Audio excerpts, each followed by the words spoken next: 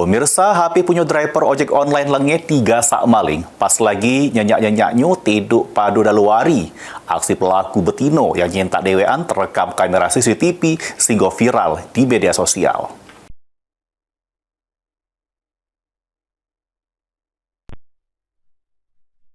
Inilah dia rekaman CCTV-nya.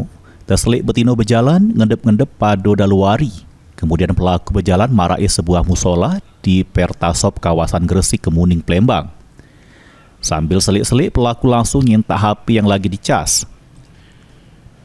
Menurut korban, pas kejadian dirinya lagi tidur nyenyak di musola, tempat yang selama ini jadi tempat untuk beristirahat.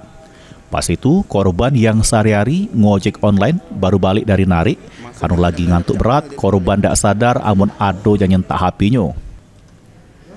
Ketahuan HP-nya dak ada lagi pas pagi hari. HP yang dicari-cari ternyata sudah dak ada lagi. Pas diselik rekaman CCTV, ternyata digasak oleh betino make topi. Nah, pas pagi-pagi kan biasanya HP itu bunyi alarm. Kok nggak ada, kayak gitu pikir aku ada alarm. Kulihat HP, tahu udah hilang. Terus pas saat itu ya aku ya sadar langsung. Nah, HP aku ada yang nyuri kayak gitu kan. Tanya sama bos Pertasop Pak Yuda ini kan untuk melihat CCTV. Pas dilihat yang ngambilnya itu cewek.